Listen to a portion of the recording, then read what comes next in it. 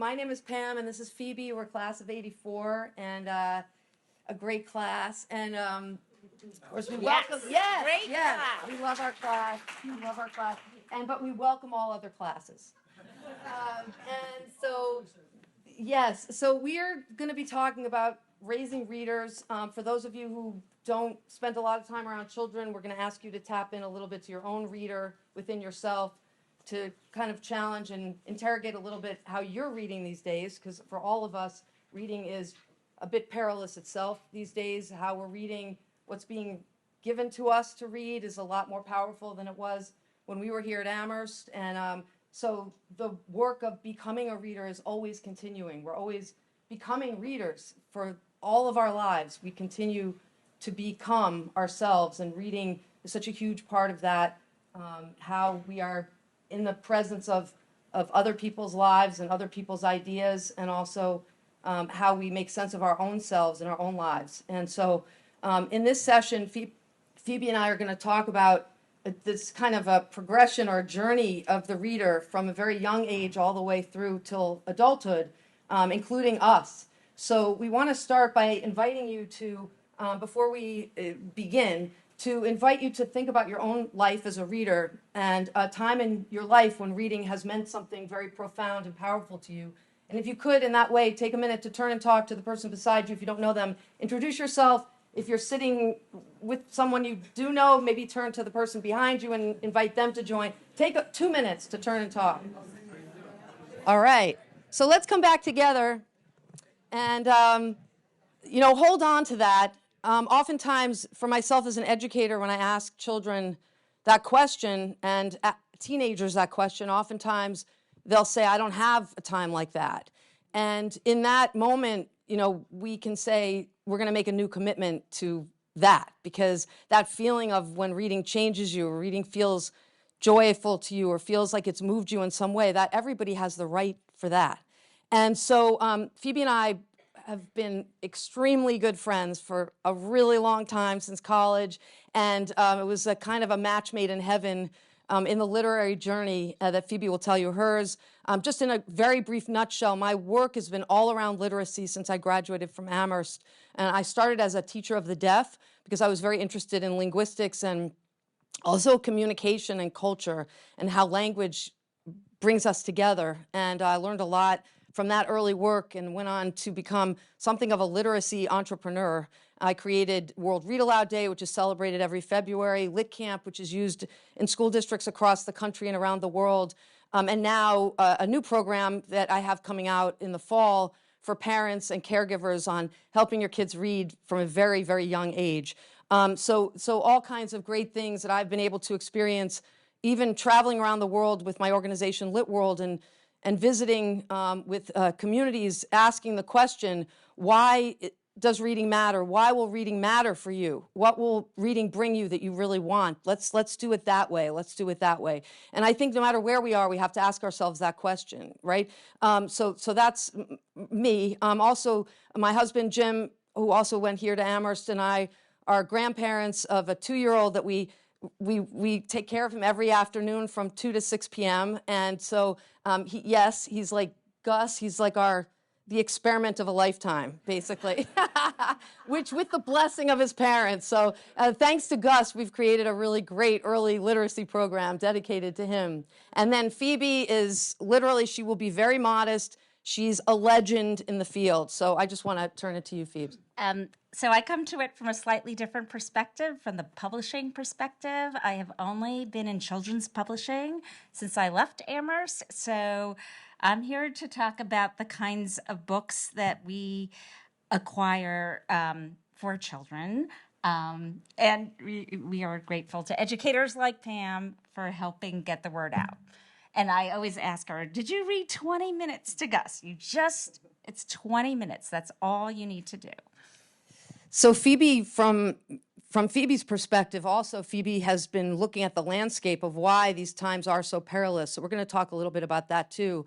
And when we think about reading and we think about what reading means to us right now or anytime, as we are thinking about whether we're raising children, raising grandchildren, knowing a child or a teenager in your life or a young person, or for ourselves, the question is how we inquire about what does reading mean to us? Why should reading matter? And there's so many reasons, some of which are incredibly serious, like being able to take care of your medical health and knowing how to read online to find out what you need, or even to read a prescription when you get something home from the doctor, to navigating your way through unfamiliar places, through subway systems, through bus systems.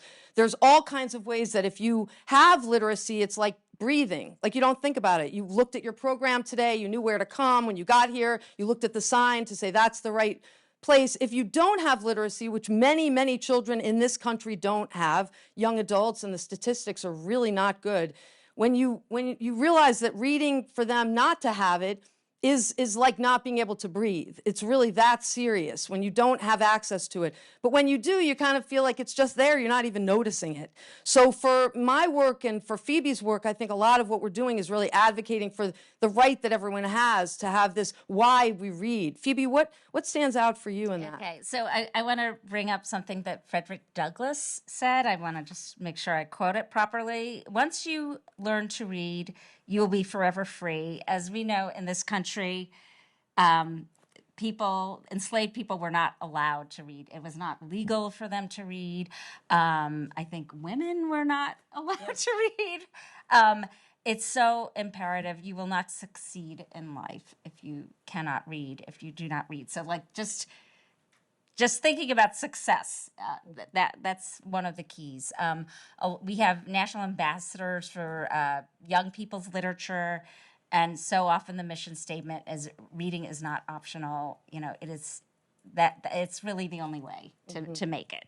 And it's true that, and globally, in my work and on the global level, the staggering inequities for women and girls not having the opportunity to read, not being able to go to school to the extent that boys and young men still is a huge problem globally, and affects all of us, because when we don't have women's voices at the table, you can even see in conflicts around the world right now, you don't see women anywhere negotiating anything. And that actually affects our global security. It affects peace. It affects economic health. All those things that we kind of a little bit say, well, what can we really do about it? My belief is that teach a child to read, give, donate, make a commitment to organizations that are working on behalf of young people and their reading lives, because that actually will help us all in some way and someday achieve a different level of peace and connection. So all these things are important, and I think one of the biggest things you'll see in the books that Phoebe publishes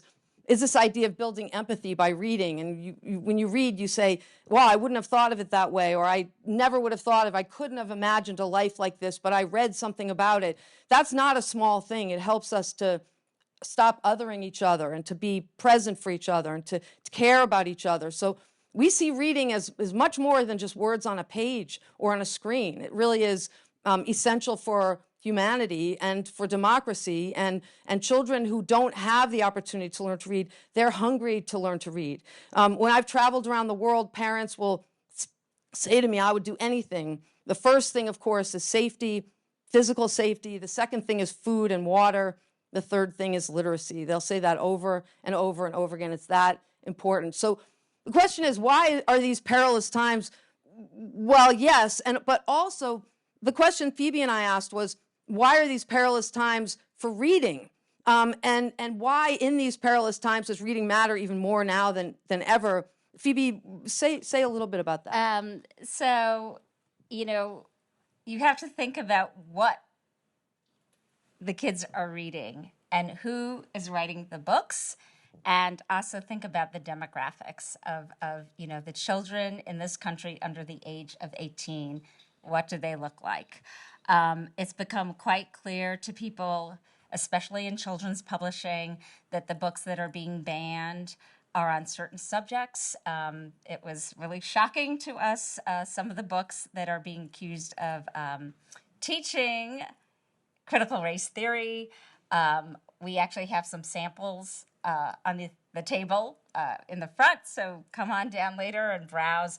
But it really informs everything we do, how we select the books we acquire, which ones we're going to buy, how we sell the books, how the books are taught or if the books are being banned, which is what's happening. They are not being taught in classrooms. And some of these books, there are students writing to our authors and saying, I never read a book before until I read your book. And I admit that's why we don't want those books to be banned. But that's what we are seeing, and I think it's a huge problem. So that's why we're watching it really closely. And what you said, Phoebe, I think that I want to underscore that because I've seen over and over again in my work in the field, side by side with students, especially young adults going into their teen years, and watching, as Phoebe, the books that you've edited and advocated for and published in your career, that's the first time that young person reads a book and actually says, whoa, now I see why reading matters. Now I see this book speaks to me. This book says something that the books on those old lists never spoke to me about. So we'll talk about that in a minute, but I do just want to point out that some of the things that have been concerning me that I feel urgently concerned about, I am urgently concerned about what is happening online. I am not going to hesitate to tell you that. I love social media. You will see me out there in full force. I say everything that's on my mind. So if you want to know how I feel about anything, you can go see. And happy to talk about it. But at the same time, what I am worried about is for children, we're experimenting on a generation of brain development. It is very bad for children to be on screens all day. It is just really bad for their cognitive development. Their attention spans are lower. They are not able to read long and strong. When Katie, our daughter, went to Amherst, she took a class called Big Books. I don't know if anybody here would know that class, but it wasn't here when we were here. And I said to her, oh, how great. Are you reading Moby Dick and Anna Karenina? She's like, no, not at all. She said, our professor has chosen long books that we've never read, that don't have cliff notes, that aren't anywhere we can find synopses of, because he wants us to learn how to read long, and he wants us to learn how to read deep. And then later, when she went to medical school, she'll say that was the most important class she's ever taken in her entire life. That was what taught her to stamina and how to persevere and how to think about big ideas that don't just emerge in a 3-second tweet. And so that's important, and I think I'm really advocating for this. There are some people out there with me doing the same thing, saying, let's remove screens from schools. Let's remove screens from kids' lives in a way. You can do it. We can do it. I think a lot of what Phoebe does is actually enticing because the books are gorgeous and they mean something to kids, but we have to work harder now. So that's something that feels perilous personally and professionally to me, is attention spans lower. Also, the algorithm issue is really problematic where kids, you're not reading wide and broad, you're reading very, very narrow, and it's getting narrower and narrower.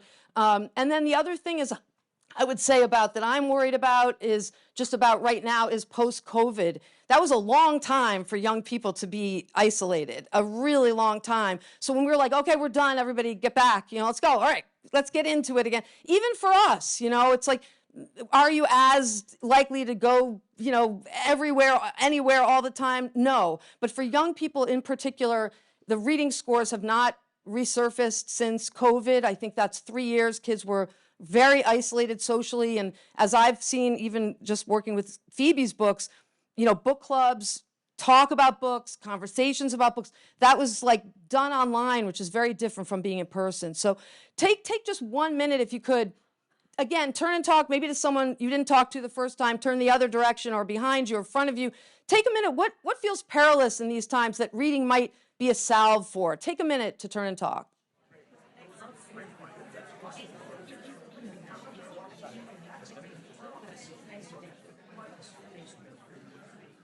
So there's lots of reasons, I think, that keep us somewhat anxious. So in this session, we're going to we want to give you a real hopeful path forward as well. So these are the things for me professionally that keep me up at night is what is the role of social media, AI, and screens in classrooms. Sweden has just announced that they're removing all technology from their schools, 100%, yes, across the whole country. So I'm really interested to keep in close touch over there, maybe even go there and visit and see what's happening. Because one thing that really disturbs me here in our country is that we're often like, the teenagers in New York City where I live, public high schools, they have to put their cell phones in a basket before they go through their security gate to get into their classrooms. Like, and it bothers me because I'm like, well, they have to put theirs away, but the teachers aren't putting theirs away. So that just doesn't seem very fair. Everyone has to model something different, and so that's the part for me professionally that feels really hard. And also just having seen the work of these amazing people who are publishing these books and the conversations I've had with kids over the years around them, where we're together in that work and really thinking about, like, how can we change? I often will ask kids, even as young as kindergarten, by reading this book, how do you feel like you might want to change the world? And you can ask that question about Goodnight Moon, and children will say amazing things. I want to make the world better for kids, so everybody has a read aloud before bed. So it starts young. So Phoebe and I both, we feel that reading is more than just a gentle escape, more than something fun you do on the side. We feel very strongly that it is a life raft, that it can. When Lit World, when I'm working with children in other parts of the world or even here in the United States, oftentimes they'll say to me, I don't have a lot. Walking home from school sometimes doesn't feel easy, but I can remember the books that we've read and I can think about them on my way home. So we carry stories as a way to nourish ourselves, as a way to feel not so alone. And that's what really the power of story does. It says, you are not alone. You are not alone. And that's so powerful. And then it is the heartbeat of democracy. And our friend and colleague, Pam Rotner, couldn't be here today. She actually has COVID. And so she was going to speak to that, the high school years around this idea of building democracy. So we have in extensive conversations been talking about that. So she's here with us in spirit, and we're grateful for her for that. So I'm going to talk a little bit about early childhood and the early years, and all of you as nurturers and caregivers in whatever form that might take, whether you're an educator, parent, grandparent, friendly aunt. Aunts are very important. And then Phoebe's going to talk about the middle years, upper elementary, middle school through high school, and we're going to end with this discussion of, looking into the horizon and what do our high school students and us, college students, graduating already 40 years for us, what do we still do in the ongoing work of reading to build democracy? So here are some of the challenges really in the practical, tactical sense that I see as an educator from the early childhood vantage point, and that really doesn't change that much as we get older. Actually, I think all this applies to us too. So is everything from screen time, like we said, the siloed perspectives that happen when you're reading just what someone told you to read. And I have to force myself on social media to get out of my algorithm. I have to force myself to do that because otherwise I think everyone agrees with me. I'm like, this is great, like 100%, yes, you know what I mean? And that's bad because then when I'm with a friend and they don't agree, it makes it harder. You're just shocked. Well, anyway, who should disagree with me? Nobody. But in any case, right. A big thing about this, too, is that kids and teens don't see adults reading. Because even if we're reading on our phones and we have a Kindle, you're reading the news on your phone, your kids don't know what you're doing. They think you're just scrolling around. They're like, she's just scrolling. So what I say to parents, grandparents, and teachers is we have to actually do much more modeling, much more visibly. We've got to visibly. Reading is invisible. You can't see. It's not like a math problem. You can't see it when it's happening or getting done. You can't model that. Reading, the only way we can model reading is by talking about it and by reading aloud. So we have to do those things. Those are really important things. And another thing is, and Phoebe will talk about this because she's burst this wide open, is a narrow view of what children and teens should be reading. And Phoebe, you want to say a word about that? Right? Yeah, I'll talk about that because so I have been in publishing for 40 years, and I started out at Scholastic, and when I was at Harper, so that would be like the second house, I started working with an author named Walter Dean Myers. I'm very proud that Amherst gave him an honorary degree. He's a high school dropout out of Stuyvesant, but he's one of the most awarded children's book writers in sort of our canon.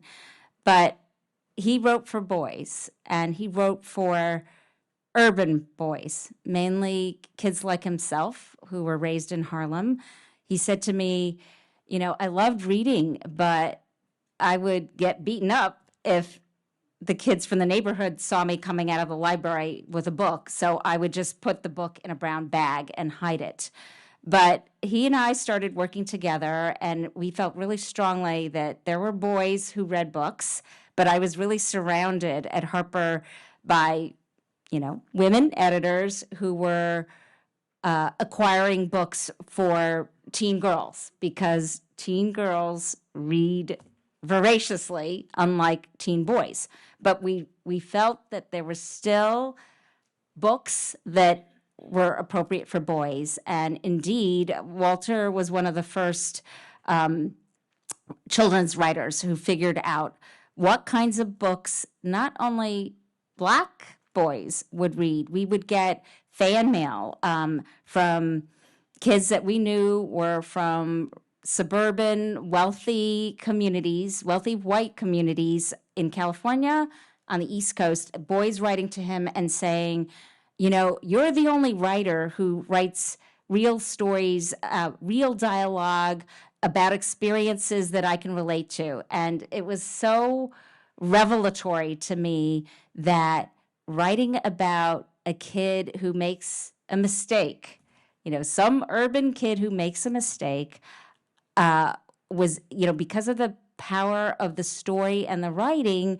Walter could really affect kids who were really, really different from sort of what he thought of as his core audience. And in part because of that, we just started working on what we called boy books. And we sort of knew that girls would also read boy books, but for whatever reasons, boys were not as they were not as keen to read books with girls on covers.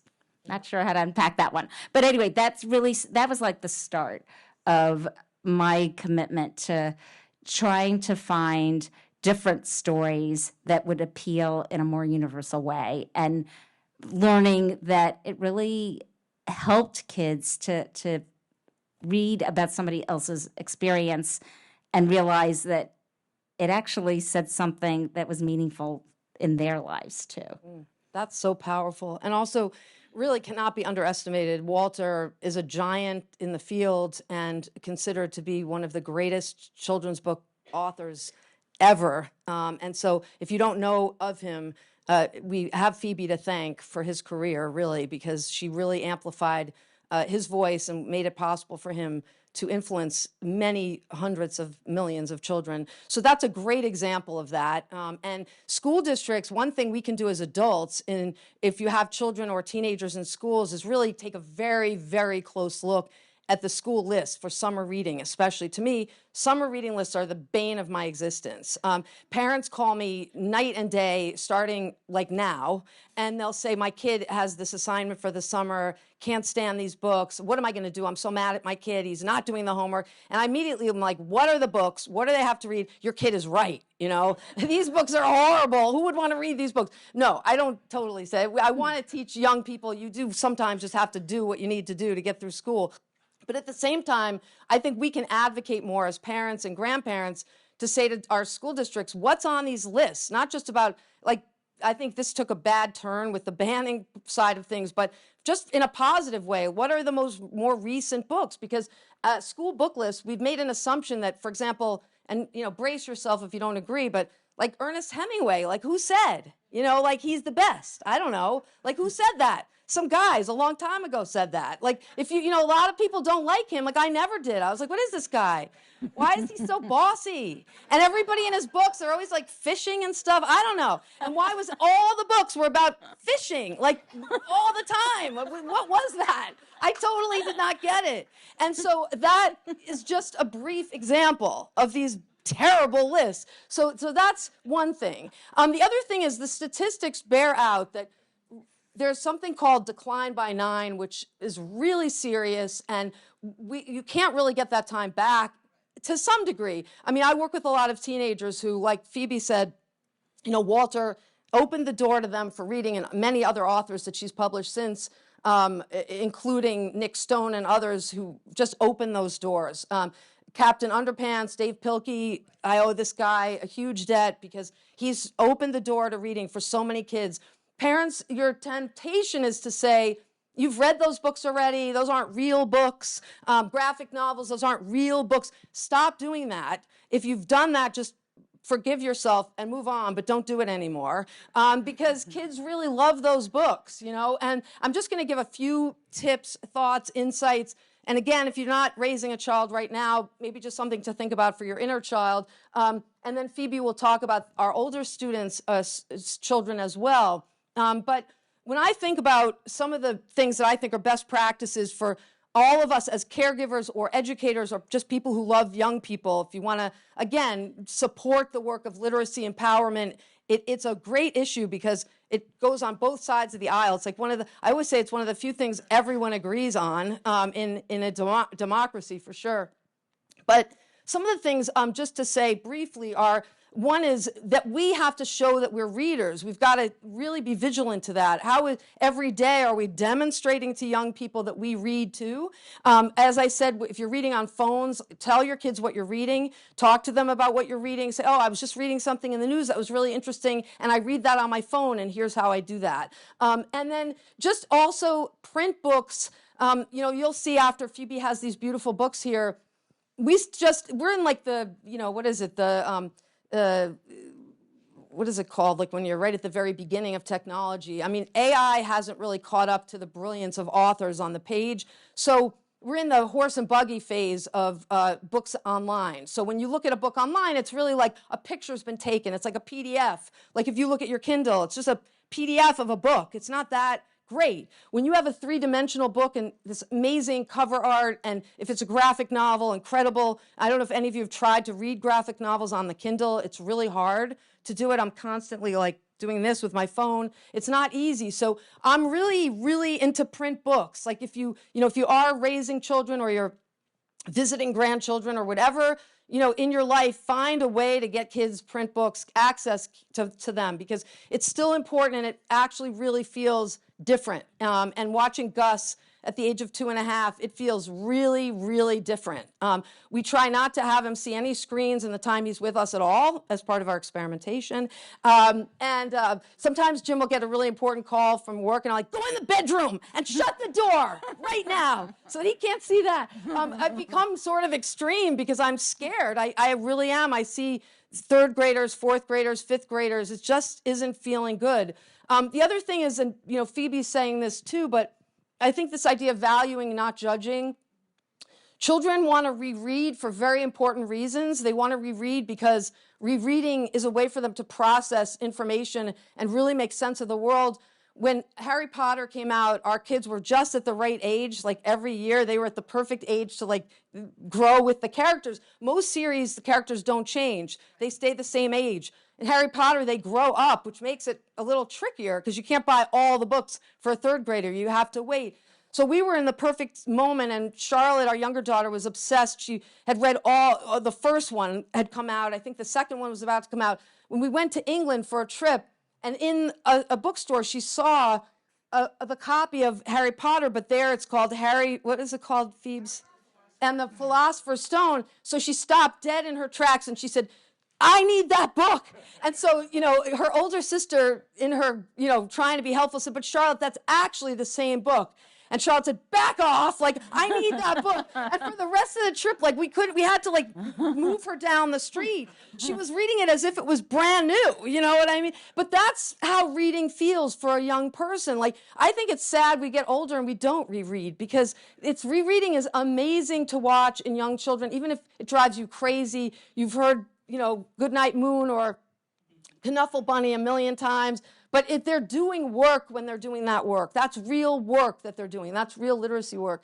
And then this is me and Gus, and you can see, if you look up to the middle of us, that's a story he wrote about a backhoe. He's really into machines, and he is writing. We call them stories. Even he's just scribbling. And I ask him, "What's your story about? What's your story about?" And then we hang them up, and we celebrate his stories. And he reads Richard Scarry, and he thumbs through those books, and he sees those pictures. So already he's envisioning himself as a storyteller in the world. He has power in the world. He's making sense of the world. And the other thing is too, just that what's building for us is that sense of empathy and understanding.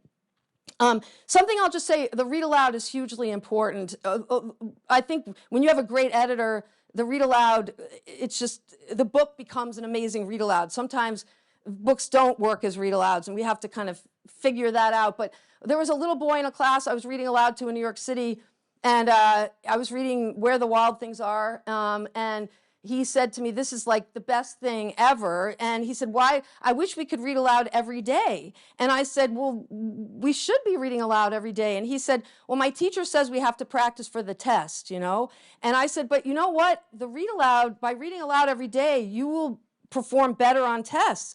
And he said, you should tell people that. So I said, I try. I've been trying for like 40 years to tell people that. And he said, well, when it's my birthday, people pay a lot of attention to me. So why don't we have a big party for the Read Aloud? And that is how World Read Aloud Day started. That is exactly how it started. I went back to my team and I said, let's just do it. Let's have a party. And now it's its own day, the first Wednesday of every February. And so you see, children have big ideas. They want this work. They want this work.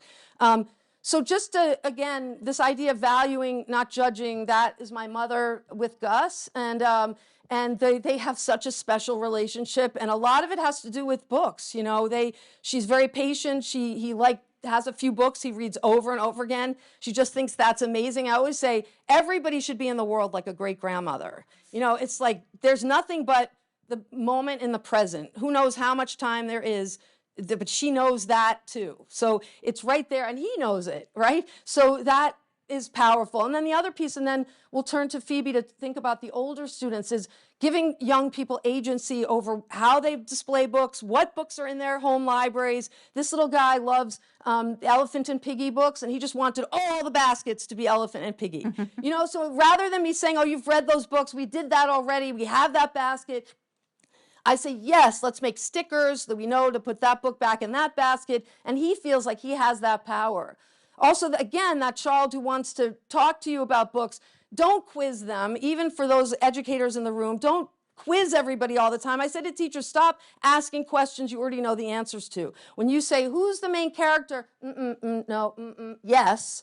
The child is like, you know this already. Like, what's wrong with you? Like this teacher has read this book a million times. Why are they asking me who the main character is? Better to ask, what are you wondering about? What are you curious about? What are you thinking about? How might this book change your thinking? Those are really great questions to ask. And we've found that the more we ask open-ended questions, the more powerful the work becomes for our young people. And also, technology can be amazing. You know, I'm not anti-technology. I just want those screens to be useful and humane. And then when a child can communicate with her grandmother through a text, that's a beautiful thing. So I'm going to turn it over to Phoebe to help us guide us into the older ages and to help us think about how we can turn the corner for our young people. Okay. I just want to add that audiobooks also count. If you are in a long car ride, don't put the kids in front of a movie. Just listen to an audiobook. It's just about as good as reading the printed book. And a note about repeat reads for editors, not only of picture books, but of novels. It takes us years, actually, to work on a book from start to finish, usually. So I have to feel that I'm going to be excited about working on this one book for over 2.5 years, and that the author is going to be excited. So we actually want to find books that kids are going to reread, or that teachers will want to reread to their students, parents, same thing. We actually think it's a good thing if a book is so good that a child wants to reread it over and over again. So that's actually one of the things we think about when we're acquiring. This slide up here, I just wanted to show it because it sort of explains a lot about why I do what I do now. I mentioned that I started at Scholastic. It's a company that's very vested in what teachers are reading to their students in the classroom. So that's the first thing I learned. I had to know what every kindergarten and first grade teacher wanted in her classroom, or their classroom rather. And part of that was a very strong commitment to feeling every classroom in every school, usually public school, in the U.S. should have a classroom library, and every child should have a home library. Scholastic was known for selling paperback books really cheaply, and the reason they did it was they really felt every child deserved to have a library. So I had to learn about the books we sold, but one of the first books I saw was a book I actually had at home. It was called The Five Chinese Brothers, and it was very funny, but I had some reservations about the art because they were Chinese like me, only they were yellow. And as I pointed out to my boss, I had a lot of nerve at the time, maybe because I had just gotten out of school here. I said, well, I'm not yellow. And look at the color of the skin on these characters. And look at their eyes. They have slitty eyes. My eyes are not slitty. And she ripped off this Chinese folktale. I read different versions of this story. I don't think we should sell this book to children because it just perpetuates ideas about what Asians look like. And to add insult to injury, she had this thing about whipped cream in her story. And I'm like, most Asians are lactose intolerant, so it's not even accurate. Anyway, that led to my first acquisition as an editorial assistant, which was also unheard of. Scholastic was known for being very maverick. But I was very grateful to my editor because the Five Chinese Brothers sold a lot of books, and they were willing to take a chance. And I did. I said, let's find Chinese artists. I mean, surely we can find a Chinese artist who can depict these brothers. So this book is still in print. So we're talking since 1986.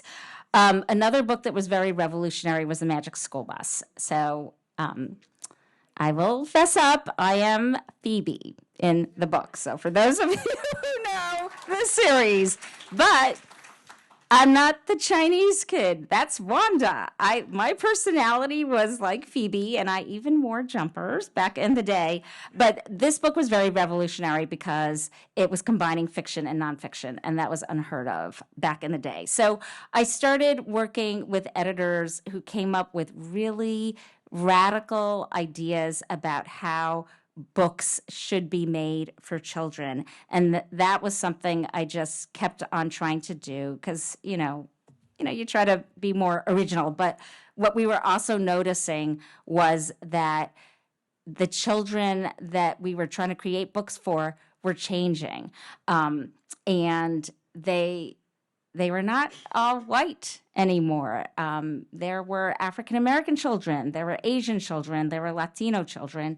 And in 1990, Dr. Rudine Sims Bishop, she was an educator, and some of you from our time may remember Dean Bishop.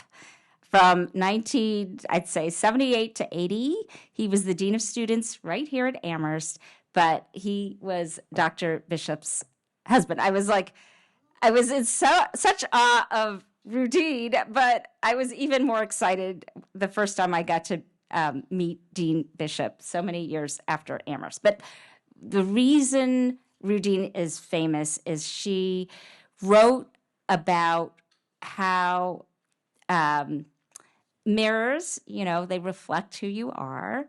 Windows give you a chance to see somebody else's experience or something fanciful, imaginative, something you might not have thought about ever.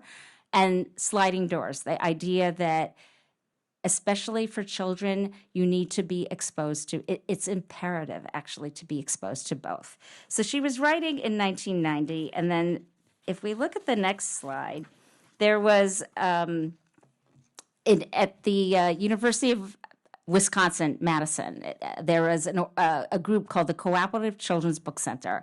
They had been following what was happening in children's publishing and realizing that the books that mainly white-dominated publishers, mainly New York City, they were all books by white authors for white children, but that was not what was happening in the population of children on the under the age of 18. So in 1985, which is when I started working, 2,500 books were published for children. Only 18 were by African American authors and illustrators. They didn't even count other people of color. So 1985, when I started. 1990, when Rudine wrote about windows and mirrors, 5,000 books were published for children. 51 were by African Americans. So we skip ahead to 2014. I had mentioned Walter Dean Myers. He was actually kind of distressed rather, and wrote an obituary in the Times, and it was called "Where Are the People of Color in Children's Books?" because he spent a lot of time in schools, and he felt that he was just one of a handful of authors of color that was writing for children. In 2014, we published 3,500 books for children, and by that time, the CCBC was also looking at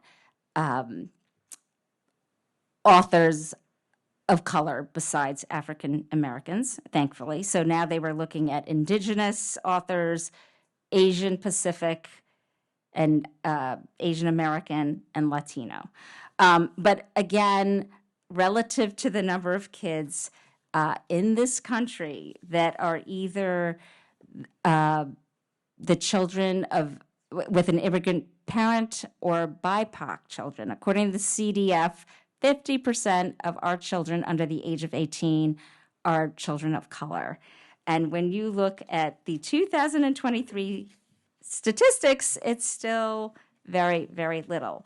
The reason why we think some of this is so important is, you know, what are they reading in school?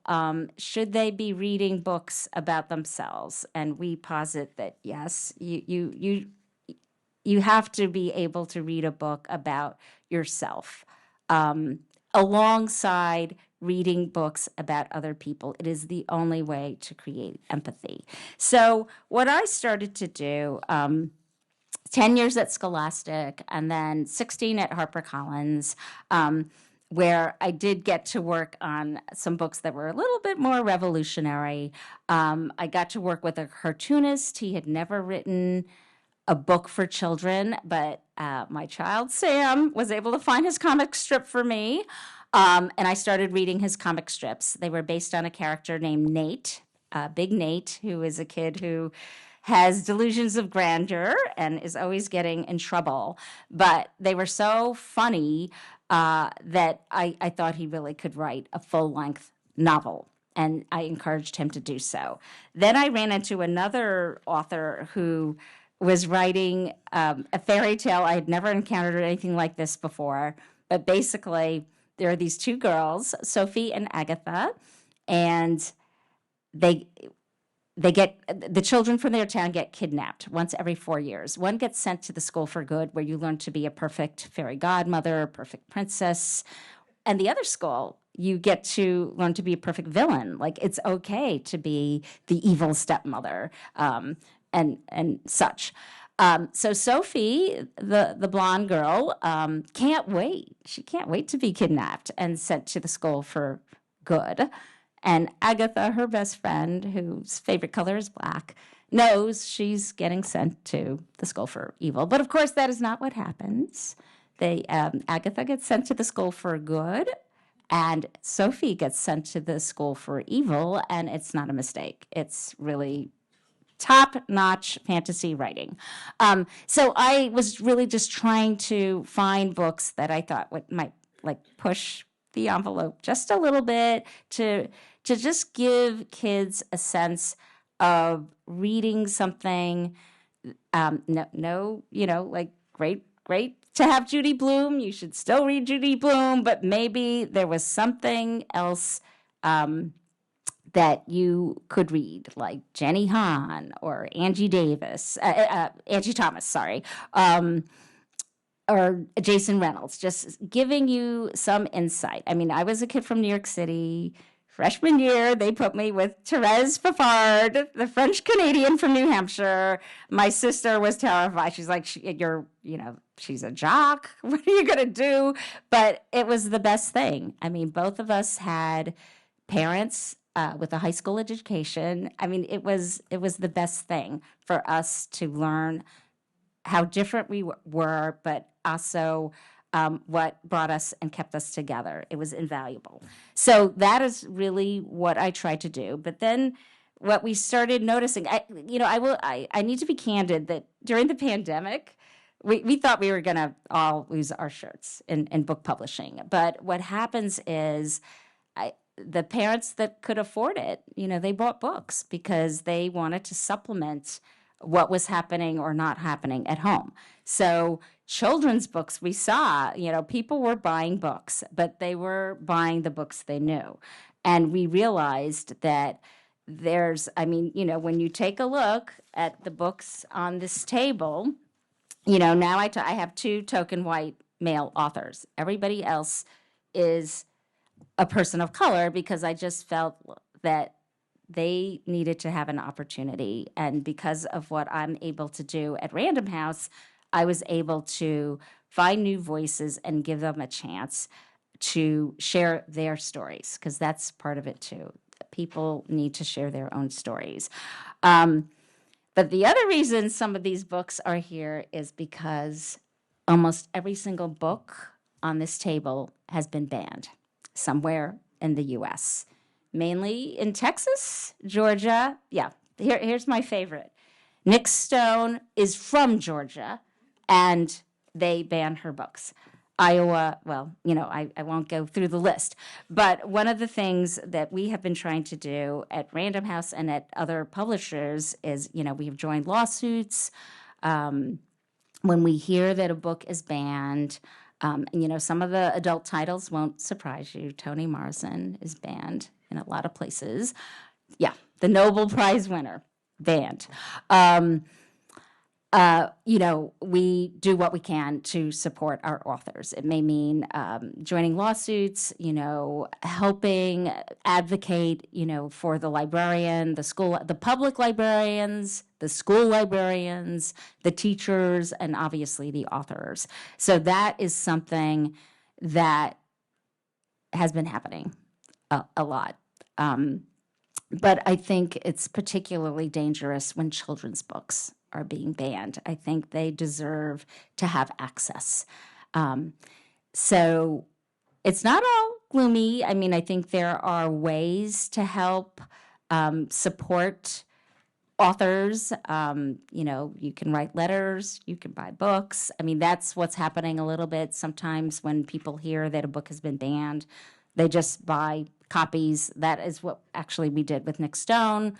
We heard that a school district, of course, they never read the book, but this book, it's called Dear Martin, and she wrote it because she felt that today's children, they've all heard of I Have a Dream, but they don't really understand anything else about Dr. King's principles, and she felt that politicians were using Dr. King's words in an inappropriate way.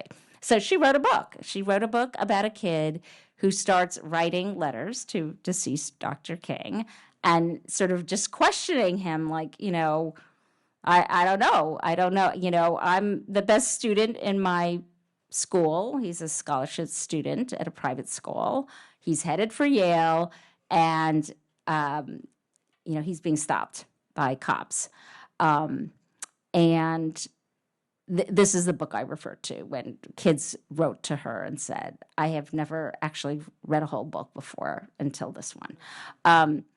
But we just thought it was terrible that she was being banned. So we sent, 100 books down to that town in Georgia, and she went and spoke to the kids, and anyone who wanted a book got to have one. So these are the kinds of things we are trying to do. But there are ways you guys can also help in this effort. So thank you for that, Phoebe. Not only that, but just for all the work that you've done to actually make sure that young people get to have these mirrors, windows, and doors to opening the opportunity to have empathetic conversations, to be part of an empathetic community, and also to advance knowledge. Because the great thing about reading, too, is you just get to know more. And by reading across different authors and different genres and exposing ourselves to so many different voices, we become more knowledgeable, and knowledge is so powerful. So I know we have to come to an end in just a minute, so I just want to say a word about this kind of the young person in the world who's always very vulnerable to the forces around them. And I think what I love about working with publishers myself as an author and as an educator is that they're there as child advocates saying, these voices are important, these voices matter, because sometimes children in schools and young adults in schools, teenagers in schools, there's a lot of politics swirling around them, and they don't care that much about that. Not only that, but they don't even have a vote, they don't have money in their pocketbooks, they don't have any power to do a lot of that democracy work themselves. But there are things that we can do just as we come to an end, thinking about that. What are the challenges in middle school and high school and beyond, and for us too. Some of those challenges are just really thinking about that idea of our attention spans. Today, when you have a minute, if between your events that you're going to, if you sit down to just think about your own reading life, how's your attention span doing? Take a minute to be in Katie's class, the big books, and just say to yourself, is there a book I want to reread, or something that I want to do that slows reading down a little bit with my child or my grandchild? Another thing too is just about that idea of thinking independently. I often ask young children, very young children, what about this book don't you agree with? Like the first time our daughter said she didn't like a book that I really loved, she was really little, and she said, "Mommy, I don't like this book." And I was like, "Yes, like that's great. You have an opinion about a book, And I think that's how we have to respond, because that's what literacy does, is that idea of thinking independently. That's something that Pam Rotner, our third panelist, talked a lot about in our earlier conversations about why is reading so connected to democracy building, that idea of authentic concern building associated with what is my place here and what voice do I have in saying what I am comfortable with or not comfortable with. And so some of the ways that we can, just as we leave today, thinking about, Phoebe talked, I loved your retelling of the fantasy book, and I just love that. If you ask Phoebe, she's the best reteller of her book. So when you come down here after, Good job. You are so good at that. Sometimes I'll just say, "Phoebe, let's go out to lunch. Just tell me about the last 3 books you've published." And she just tells me the story. But then I still want to read it, And I think that's it. Reading does lift us to somewhere else. Right now, little Gus, he had gotten these bath time books that you can put in the water and chew, and they're ridiculous. But the stories don't really make any sense.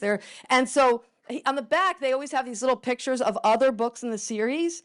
So before he could really talk, he would start to show Jim, and he would use this word dibba. We think it means this one, but we weren't sure. He would be like, dibba, dibba. So Jim would immediately go to Amazon and just buy it, because it was, but then the worst thing is the next one would come and it would have different books on the back. So he would be like, dibba, dibba, dibba, and now we've got this huge assortment of these dibbas, and he just loves it. He'll say, now he can talk. He'll say, we ordered them.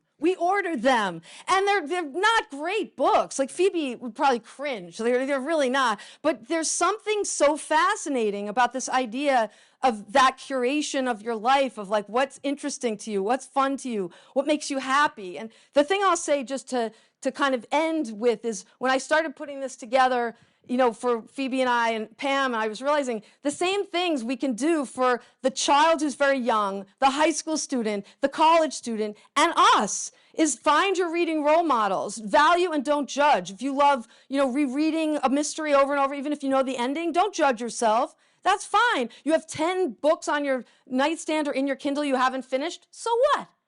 Who's going to judge us? You know what I mean? Who's going to grade us? We don't go to Amherst anymore. There's no grade here. We can be whoever we want.